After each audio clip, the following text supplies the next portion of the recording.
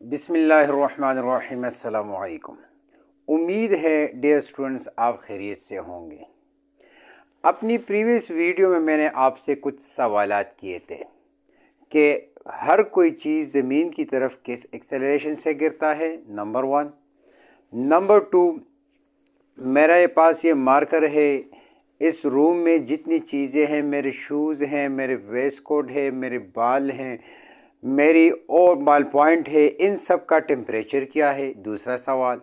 तीसरा सवाल कि हमें सुबह के वक्त और सूरज गुरूब होते वक्त बहुत बड़ा दिखाई देता है और 12 बजे जो है हमें छोटा दिखाई देता है। सवाल नंबर 4 जो है, मून के मुख्तलिफ फेजेस, कभी हमें बड़ा नज़र आता है, कभी हमें छोटा नज़र आता है। तो आज की इस वीडियो में मैं आपको इन 4 सवालात का जवाब दूंगा। तो चलते हैं, अपने वीडियो का आगाज़ करते हैं। सबसे पहला सवाल जो अपने प्रीवियस वीडियो मैंने आपसे किया था कि हर कोई चीज़ ज़मीन की तरफ किस एक्सेलरेशन के साथ गिरता है। फॉर एग्ज़ाम्पल, अगर ये मार्कर है, अगर इसको मैं छोड़ दूँ तो ये किधर जाएगा, ज़मीन की तरफ जाएगा। तो ये किस एक्सेलरेशन के साथ गिरता है। इसी तरह इस डस्टर को अगर मैं छोड़ दूँ तो ये किधर जाएगा, ज़मीन की तरफ जाएगा। तो ये किस एक्सेलरेशन के साथ ज़मीन की तरफ गिरेगा। इसी तरह जब कोई चीज़ ऊपर से ज़मीन की तरफ गिरती है तो वो किस एक्सेलरेशन के साथ ज़मीन की तरफ गिरती है। इवन कि हर चीज़ जो है वो क्या करती है, ज़मीन की तरफ गिरती है। तो गिरने की वजह से उसमें एक्सेलरेशन प्रोड्यूस होती है। According to the Newton second law of motion, F is equal to ma r, W is equal to mg। जहाँ पर फोर्स होगी वहाँ पर एक्सेलरेशन प्रोड्यूस होगी, जहाँ पर फोर्स होगी वहाँ पर एक्सेलरेशन प्रोड्यूस होगी। तो अब ये एक्सेलरेशन कितनी होगी, कितनी एक्सेलरेशन के साथ जो है वही बॉडी ज़मीन की तरफ जाएगी, 9.8 मीटर पर सेकंड स्क्वायर के साथ। तो पहले सवाल का जवाब जो है वो हमारे पास क्या है, due to acceleration due to gravity, यानी 9.8 metre per second square, metre per square second की एक्सेलरेशन के साथ वो ज़मीन की तरफ जाएगी। वो एक लाइटर बॉडी हो या हेवियर बॉडी हो, एक मार्कर हो, एक ब्लॉक हो, एक ईंट हो, चप्पल हो, इवन जो भी चीज़ हो या एरोप्लेन हो, तो वो ज़मीन की तरफ जब गिरेगा तो वो किस एक्सेलरेशन के साथ गिरेगा, 9.8 मीटर पर सेकंड स्क्वायर के साथ ज़मीन की तरफ गिरेगा।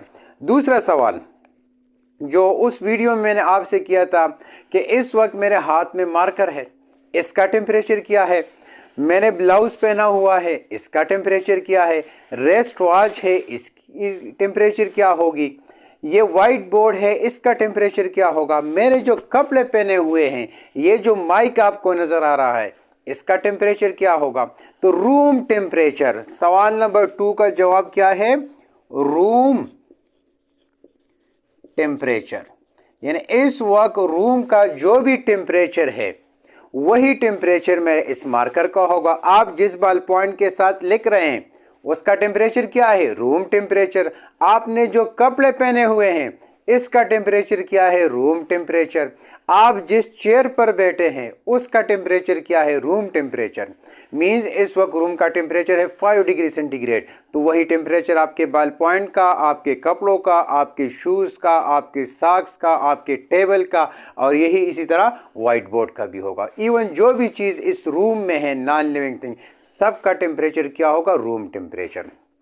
रूम टेम्परेचर अगर 25 डिग्री सेंटीग्रेड हो तो वही टेम्परेचर उन चीज़ों का होगा। अगर रूम टेम्परेचर 10 डिग्री सेंटीग्रेड हो तो वही टेम्परेचर जो है उन सब चीज़ों का होगा। तो दूसरे सवाल का जवाब क्या है, रूम टेम्परेचर।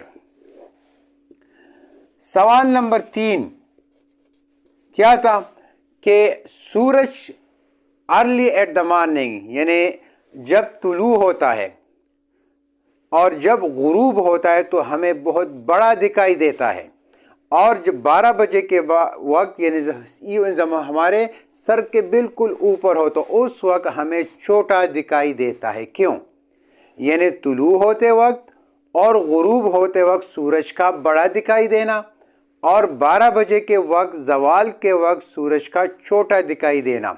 तो ये क्या है, कौन सा फिनोमेना है यहां पर? Due to refraction of light.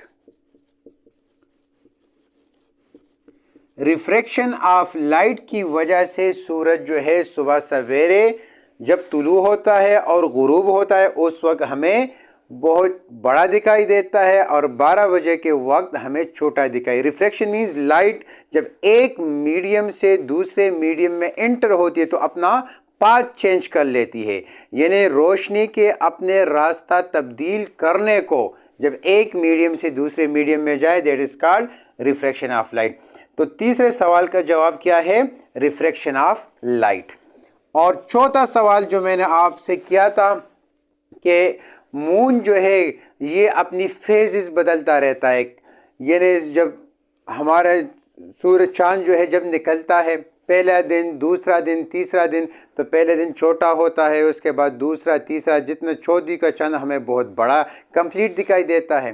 तो ये क्यों दिखाई देता है? तो बेसिकली क्या है कि सूरज की रोशनी जो है वो किस पर पड़ती है? वो मून पर पड़ती है।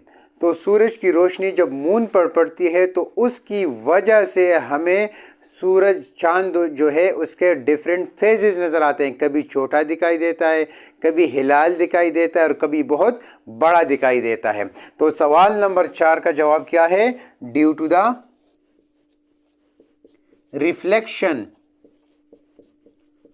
Of light. लाइट की रिफ्रैक्शन की वजह से मून के डिफरेंट फेजेस हमें नज़र आते हैं।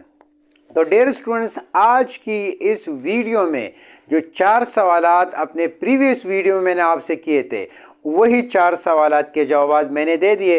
पहला सवाल क्या है कि हर चीज़ ज़मीन की तरफ किस एक्सेलरेशन के साथ गिरती है? 9.8 मीटर पर स्क्वायर सेकंड के साथ।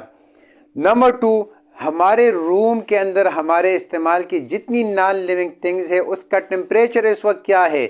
उसका टेम्परेचर क्या है?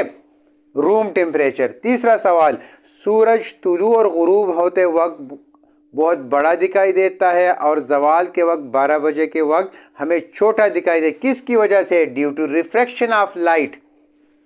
और हमें मून के डिफरेंट फेजेस क्यों नज़र आते हैं? Due to the reflection of light. Reflection of light का मतलब क्या है? Due to reflection of light, यानी सन की जो लाइट पड़ती है उसकी वजह से हमें मून के डिफरेंट फेजेस नज़र आते हैं। तो उम्मीद करता हूँ डियर स्टूडेंट्स कि आज की मेरी इस वीडियो को आप ज़रूर पसंद करेंगे। शुक्रिया।